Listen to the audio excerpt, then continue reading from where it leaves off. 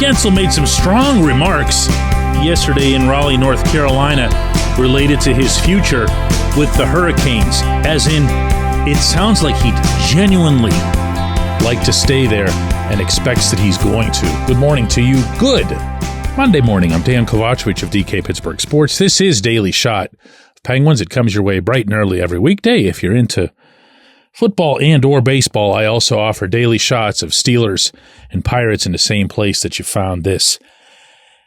If Jake stays with the Canes, or even if Jake just goes out into free agency and signs somewhere else, the Penguins are going to be left with the same problem. I think. Meaning, I think it's a problem. And that is, who's going to be Sidney Crosby's left winger? Who's going to be the number one left winger on this team? In the immediate aftermath of Jake getting traded, Mike Sullivan tried a couple of different things. He put Riley Smith up there, figuring, I don't know, that Smith's veteranness or whatever was going to have Sid stay interested in playing with him, or who knows what. And at the time, you'll recall, Sid wasn't interested in playing at all. Sid was really upset about the trade, let it show on the ice for the first time in his career with any sort of sentiment. And it didn't go all that great. And nothing was going to go all that great, in fairness to Smith. And then came Drew O'Connor. And DOC was put up there on a line with Sid, Brian Rust, and DOC, he just made the most of it. It's what he does. Have you noticed that since he's been in Pittsburgh? Even early on when he was still bouncing up and down between here and Wilkes-Barre, he would make an impression. He would make you think about what he can be. He'd show you some of it. He'd show you enough of it. Well, here went DOC again. Because not only was he the first guy on the forecheck, which the coaching staff had in mind in putting him there, figured at least save Sid and Rusty some mileage on the wheels. But from the very first shift, he was making plays. He was finishing plays. He was springing Rust for breakaways. He was one-touching passes in the neutral zone to get Sid moving.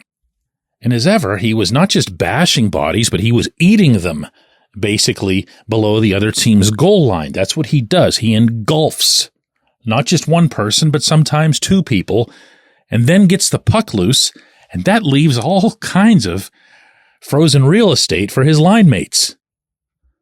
This episode is brought to you by Bet Online, your number one source for all your summer sports needs this season, from Major League Baseball, golf, NHL, NBA playoffs. Get the latest odds and lines, including all team matchups, player props, odds on just about everything that's out there. Head to the website today or use your mobile device to get in on the action. Bet Online, where the game starts. Bottom line, DOC ended the season with 16 goals, which you'd say, hey, that's pretty nice. And big guy who can fly, does a bunch of other stuff for you, kills penalties, diligent defensively, also had a plus 14 rating for the year. And you think, all right, 16 goals. His final month brought 7 of those goals, 7 out of the 16 in 1 month. Now, I don't need to tell you that a month is 1/6 of the season, so you can multiply that by 6 and get really, really excited. Hey, he's going to score 40 goals next season. You don't know that. You never know that. And you can't do that. But you also can't take it and say that it didn't happen.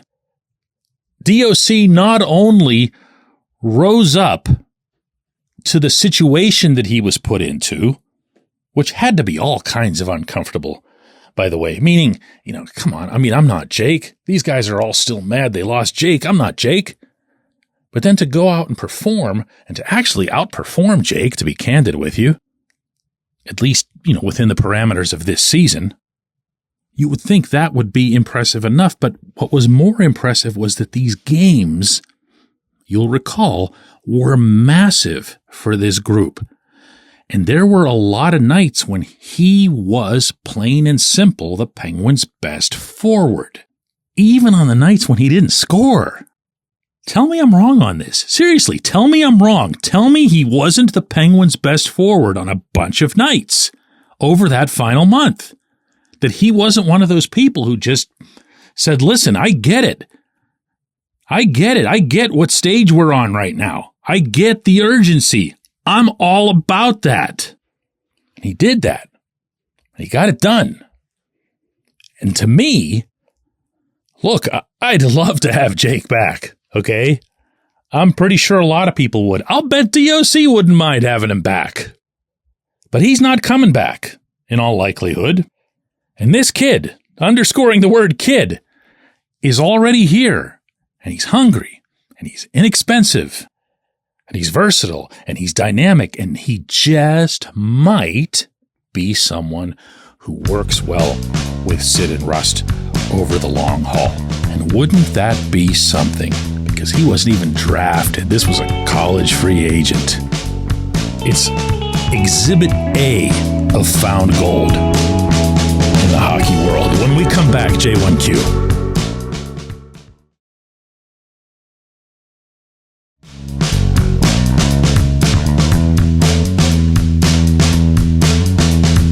Today's J1Q comes from Eric, who says, DK, would the Penguins even be able to afford to sign Jake Guentzel? The technical answer to that, Eric, is going to be the same one that I've been giving back on this issue for months now, and that's an unquestionable, undeniable yes. They'd have to do some things. They'd have to get creative. They'd have to move somebody. But between where their cap is right now, Jeff Carter retiring, and the cap going up, by the way, in advance of next season, yes, they could. That really, from what I understand from the Penguins' perspective, was never the issue. They were looking more at longer-term impact. How many years do you sign him to? What happens at the end of that contract or near the end of that contract? It's all guaranteed in hockey. It's not the NFL where they can just say, we don't like you anymore, and then they just cut you and pocket the savings. Everything's guaranteed. So the commitment that you make is ironclad. And Jake is at one of these stages in the NHL where it's your final big contract. So you're going to go for years and you're going to go for AAV, but for the most part, you're going to go for years. You just are. That's how these things go. Look around the league.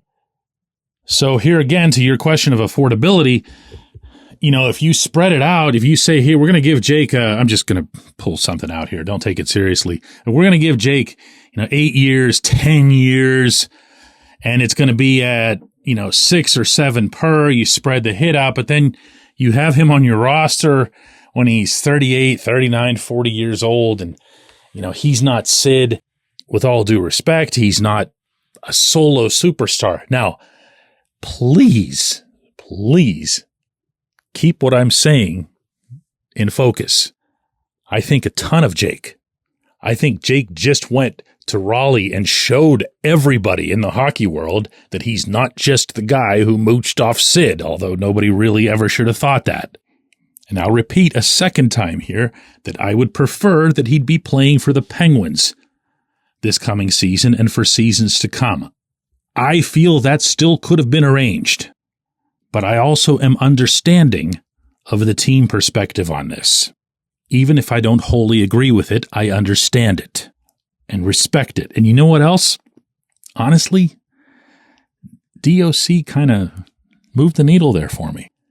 Meaning, in the moment when the trade happened, I was picturing Sid looking forever the way he did in those first couple of games after Jake was traded.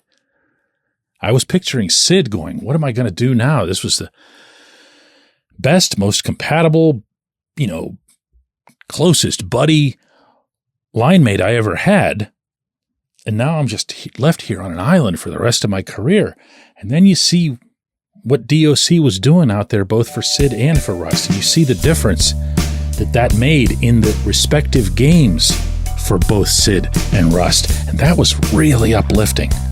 That was really, really uplifting stuff. I appreciate the question. I appreciate everybody listening to Daily Shot of Penguins. We're going to do another one of these tomorrow.